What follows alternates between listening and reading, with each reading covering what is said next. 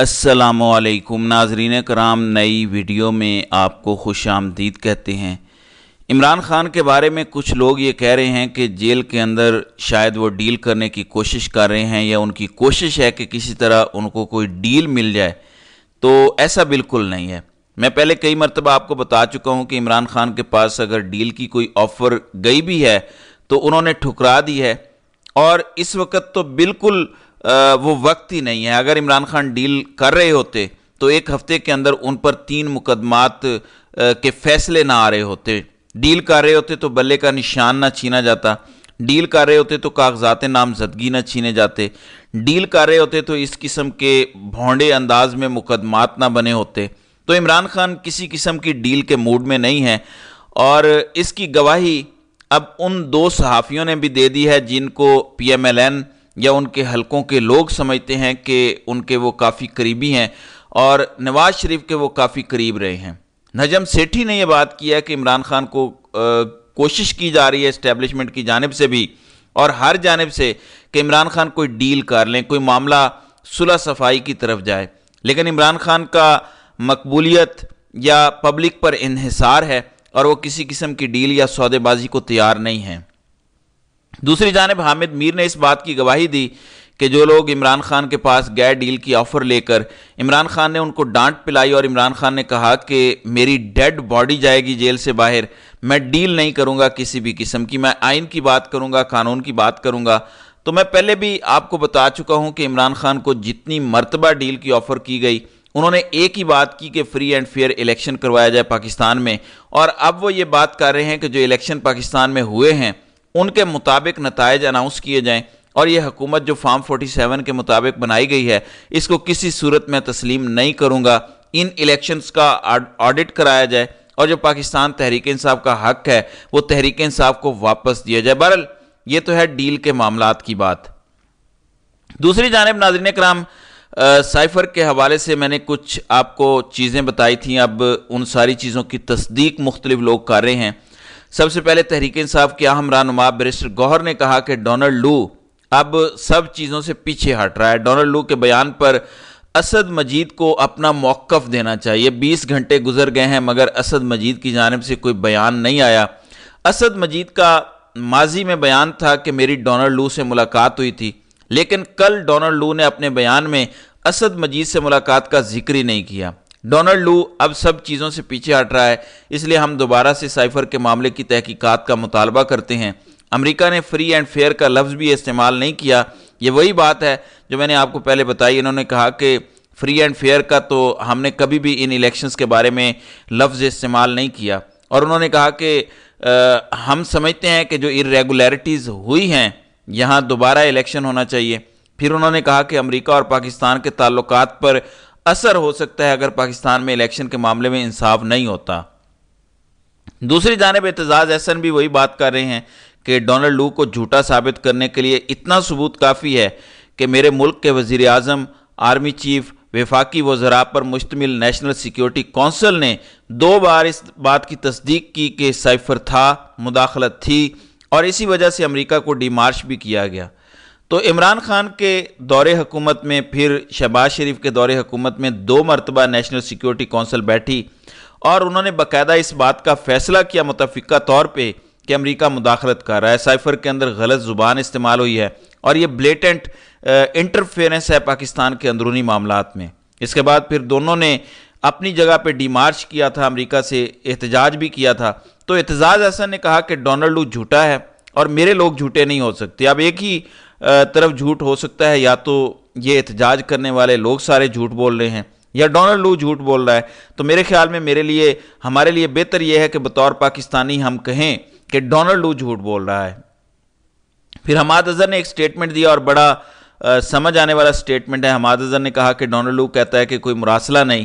White house کے ترجمان نے کہا کہ انٹرسیپٹ جریدے میں لیک ہونے والا مراسلہ حقیقت پر مبنی ہے، یعنی اس سے پہلے جو ایک مراسلہ لیک ہو گیا تھا، وائٹ ہاؤس کے ترجمان نے خود تصدیق کر دی تھی کہ وہ جو جریدے میں مراسلہ لیک ہوا وہ حقیقت پر مبنی ہے۔ پاکستان کی حکومت سے پہلے مراسلے کے وجود کو ہی رد کرتی رہی، یعنی امریکہ مان رہا ہے کہ یہ ٹھیک ہے جبکہ پاکستان اس کو رد کرتا رہا ہے۔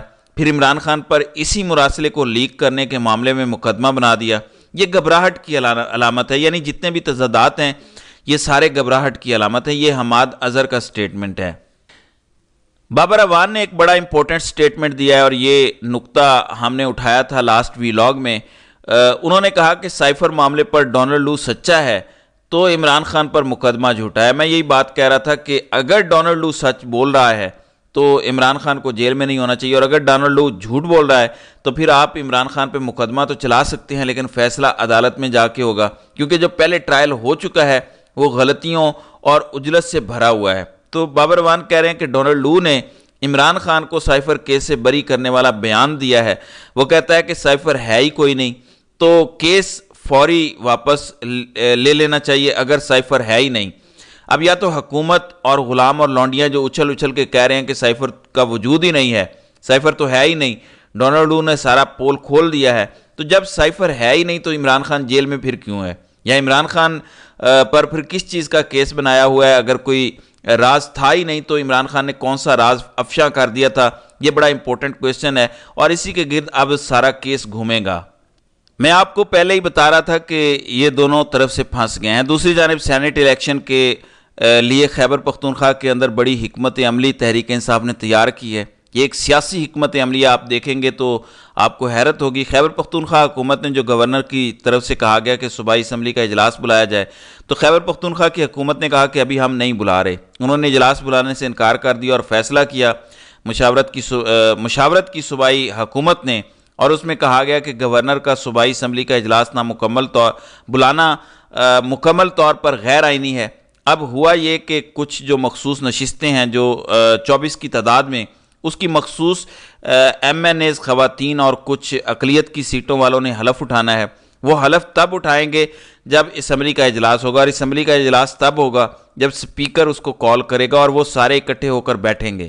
تو یہ ایک بڑی عجیب سچویشن بن گئی ہے۔ اگر خیبر پختونخوا کے اندر یہ 24 نشستیں مل جاتی ہیں تحریک انصاف کے مخالفین کو، تو وہ 2 سینیٹر اپنے مزید بنانے کے قابل ہو جائیں گے خیبر پختونخوا سے۔ لیکن اگر یہ نشستیں نہیں ہوتی تو پھر کم تعداد کے اندر الیکشن ہوگا اور تحریک انصاف میکسیمم سینیٹرز لے سکتی ہے۔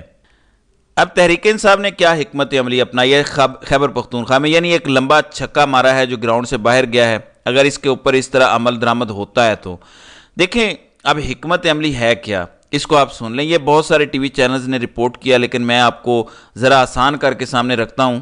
اب تحریک انصاف نے کیا یہ ہے کہ اگر زبردستی بلا بھی لیا گیا اجلاس تو کورم کی نشاندہی کر دیں گے فوری طور پہ۔ کورم کی نشاندہی کرنے سے اجلاس چل نہیں سکے گا، اجلاس چلے گا تو یہ لوگ حلف اٹھائیں گے۔